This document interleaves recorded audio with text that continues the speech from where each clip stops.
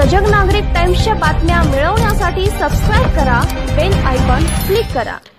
Pune Bhavani पेठेतील orchid स्कूलविरुद्ध करण्यात आलेले सर्व आरोप खोटे असून शाळा संपूर्णपणे अधिकृत आहे, असा खुलासा शाळा प्रशासनाने पत्रकार परिषदेत केला आहे।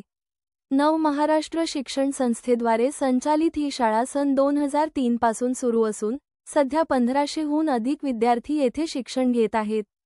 शाळेच्या मान्यतेची सर्व अधिकृत कागदपत्र आज पत्रकारांसमोर सादर करण्यात आली।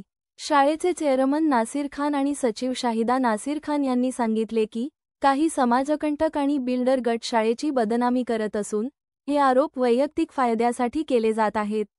जय गृहनिर्माण सोसायटीचे पदाधिकारी जे आरोप करत आहेत त्यांच्या विरोधात न्यायालयानेही निर्णय दिला असून शाळा प्रशासनाने त्यांच्यावर कायदेशीर कारवाई केली आहे। पुणे महापालिका आणि शिक्षण विभागाने देखील शाळा अधिकृत असल्याची स्पष्टता दिली आहे। शाळा प्रशासनाने असा इशारा दिला आहे की 1500 विद्यार्थ्यांच्या भविष्याशी खेळू पाहणाऱ्यांना कायद्याने उत्तर दिलं जाईल। शाहिदा खान, मेरी रिक्वेस्ट है कि शाला को अनअधिकृत इलीगल नहीं बोला जाए। वहाँ पे 1500 बच्चों का हम भविष्य बना रहे हैं। शाला के पास, स्कूल के पास सब लीगल डॉक्यूमेंट्स है। आप आकर चेक कर सकते हैं और शाला के साथ इंसाफ किया जाए। ये मेंटल हैरेसमेंट है हम लोगों को, यहाँ कंप्लेन वहाँ कंप्लेन, एजुकेशन में कंप्लेन, पूरा हम उसका आंसर देते हैं। शाला इलीगल नहीं है। कोई शाला जो चलती है जिसमें बच्चे हैं जिसे लिविंग सर्टिफिकेट दिया जाता है इलीगल नहीं हो सकती। इंडियन कानून उसके लिए बहुत स्ट्रॉन्ग है, प्रशासन उसके लिए बहुत स्ट्रिक्ट है। तो हाथ जोड़ के विनती है कि अनअधिकृत शाला, इलीगल शाला, ये शाला असर नहीं बोलो प्लीज़। जो भी है आप शाला का प्रशासन आपको ये करेगा, हेल्प करेगा, आपके साथ कोऑपरेट करेगा, आपको बताएगा। तो ये रिक्वेस्ट है मेरी। और ये जो इन लोग के जो फ्रॉड ये करें इनको रोका जाए, इनके स्ट्रिक्ट एक्शन लिया जाए। फला फैमिली है और जो सोसाइटी बर्खास्त कमेटी है स्ट्रिक्ट लिया जाए और वहाँ पे इंसाफ के साथ, लीगल के साथ प्रॉपर डेवलपमेंट किया जाए। पूरा ओपन रहे कि किसको क्या मिल रहा है। एक ही फैमिली 10 दुकान 10 मकान ओपन प्लॉट मांगेगी तो नहीं चलेगा। जितने मेंबर्स है, बंगले भी पूरे लीगल है। अगर वो लोग बोलते हैं FSI यूज हो गया है तो please give me the documents, I will cooperate विद यू। और जो हाई कोर्ट का जो केस है वो मेंबरशिप का केस था, वो चलो इन लोगों ने बताया, हमने कारपोरेशन से बाद में उसके पेपर्स निकाले। 2019 में फला फैमिली को हकार दिया गया है, हाई कोर्ट के पेपर से डिसमिस किया गया है। वो लोगों ने डाले थे बंगला पाडण्यासाठी, उन लोगों ने रिपिटिशन डाले थे, उनको हकार दिया गया है। अच्छा, अगर ये स्कूल इलीगल है, अनधिकृत है, हमारा बंगला इलीगल है, तो ये लोगों ने हमारे साथ एग्रीमेंट बनाया। एग्रीमेंट बताओ, उसमें रुखसाना फला और कल जो बोल रहा था ना, ये हमारे साथ रजिस्टर्ड एग्रीमेंट हमारे स्कूल के साथ आप लोग पढ़ सकते हैं। अगर ये अनअधिकृत है तो ये हमारे साथ बंगले के साथ, ओनली बंगलो नंबर 4, उस वक्त तो बंगलो नंबर 1 नहीं था, विद नोटरी के साथ जो पहला बिल्डर था, तभी भी तो स्कूल ने कॉपरेट करी ना। पहले बिल्डर के साथ हमने बनाए ना सोसाइटी के लोग। इसलिए जब रुखसाना फल्ला इसका फोटो साइन के साथ इसने हमारे साथ कैसा बनाया है एग्रीमेंट, और उसके साथ जो है ये देखो, ये दूसरा जो वहां पर है बाबर का शॉप चलाता है, एक बगड़ी वाला है, अब हम लोग उसको वैसे ही बुलाते हैं। जो बोर्ड कल बैठा था ना, मैं ओल्ड है, 5-6 फ्लैट है इसके, ये यहाँ पे हाजी क्या है वो जाकिर हुसैन अत्तार, ये कल बैठा था आपके सामने। तो ये लोगों ने, ये तो सीधे झूठे है ना सर, सीधे झूठ बोल रहे हैं ना अभी। और क्या करेंगे हम लोग? अब यहाँ पे उसका देखो एग्रीमेंट क्यों बनाया। अगर ये इलीगल शाला है, FSI यूज हो गया है, पेपर ला बाबा FSI के, पता कौन सा कहाँ पे, कुछ तो पेपर्स रहेंगे ना, FSI यूज हो गए तो कोई तो। और एक आपको भी लॉ मालूम रहेगा, सब एजुकेटेड है, एवरीथिंग ओपन होना चाहिए, किसको क्या मिल रहा है, कोई को पार्शियलिटी नहीं चाहिए। ये ज्यादा लेगा, ये 4 करोड़ दुकान लेगा, ये 15 दुकान लेगा, ये भी नो।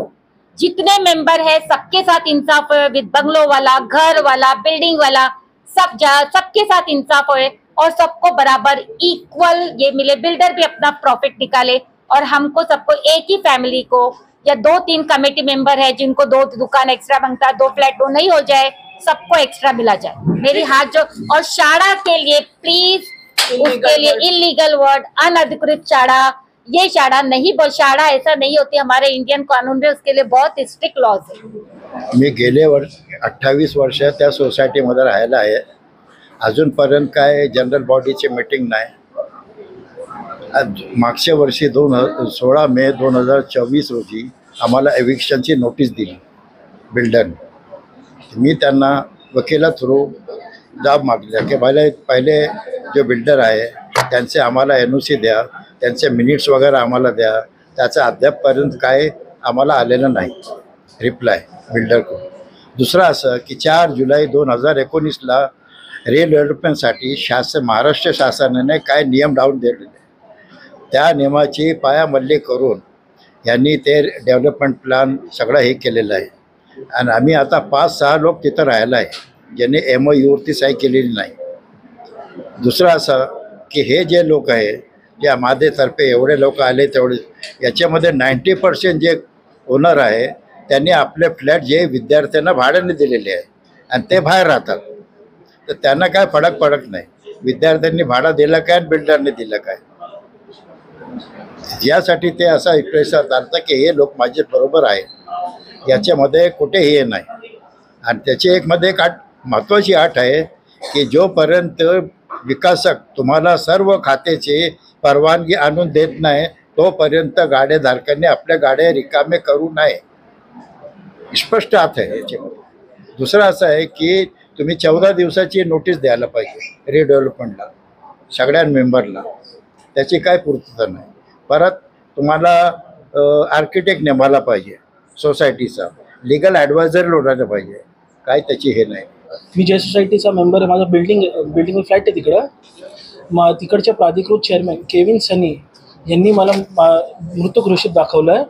एक डीड बनवली आम्ही, एक डीड बनवली ज्याच्यात की मी त्याच्यात नाही आहे, मी त्या फ्लॅटमध्ये मेंबरच नाही असं दाखवून त्यांनी लोन घेतलं हिरो फायनान्स कंपनीकडनं.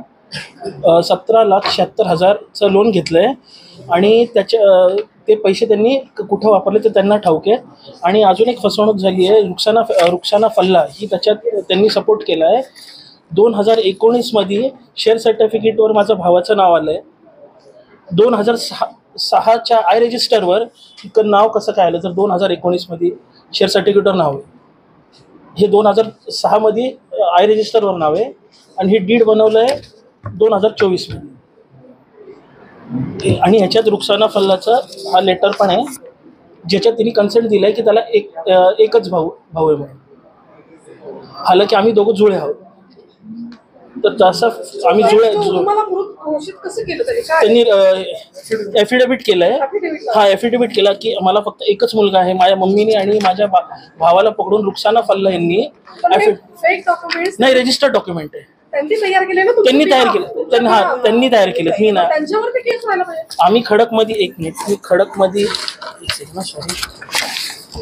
पोलीस स्टेशनमध्ये आम्ही अर्ज दिला होता आत्ताचा 4/3/2024ला. तर त्यांनी तिकडं घेतलं, आम्हाला बोलवलं दोन्ही पार्टीला, पण काही केस केली नाही. 2दा बोलवून घेतलं. त्याच्यानंतर मी म्हटलं केस करतो बोलून त्यांनी मला टाळलंय. त्यांनी मला काय उत्तर दिलं. आता काय करणार पुढे त्याच्यावर आम्ही फॉलोअप घेणार आहे आणि कोर्टात नाही तर केस करणार आहे सर. आणि फौजदारीचा केस करणार आहे. आणि जो चेअरमॅन आहे तो सेक्स रॅकेटमध्ये पकडलेला गेला माणूस आहे केविन सॅमसन सनी. हे त्याचे FIR नंबर 2019मध्ये FIR नंबर 143 तो ड्रग सप्लाय करायचा, नार्कोटिक्स आणि सायकोपॅथिक सबस्टन्स जे हे स्मगलिंगचं आणि ह्युमन ट्रॅफिकिंगचं तो हे करायचा, आपला धंदा करायचा. तरी त्याला कसं काय रुक्साना फल्ला यांनी म्हणजे सगळ्यांनी सपोर्ट करून चेअरमॅन बनवलंय. जो सेक्स नाही तो चेअरमॅन आहे, तो आता करंट चेअरमॅन आहे तो केविन सॅमसन आणि माझा भाऊ. सेल्फ डिक्लेअर्ड चेअरमॅन आहे. क्रिमिनल बॅकग्राऊंड वाला आहे. प्लस त्यांनी हा फ्रॉड केला आधी, त्याच्यावर हे आरोप असून त्यांनी परत हा डीड बनवून घेतलाय ज्याच्यावर आम्ही सगळीकडे हे केलं नाही का, रजिस्ट्रेशन खोटा डीड बनवून घेतला की माझ्या आईला एकच मुलगा आहे म्हणून आणि आम्ही दोघं जुळे आहोत. आणि त्यावर तो चेअरमॅनही झालाय जे सोसायटीमध्ये. आणि त्याला रुक्साना फल्ला फॅमिली आणि बाकीचे जे मेंबर जे इकडे बसले होते ते त्यांना सगळे मदत करतात. आणि त्यांच्या सगळ्यांचा कन्सेंटचं पण एक त्या सगळ्यांनी कन्सेंट दिलंय. त्यांची नावं पण आहे तिकडं. हे बघा हे सगळे मेंबर लोकांनी कन्सेंट दिलंय, हे पण त्यांनी त्या डीडला जोडले. टीना शेख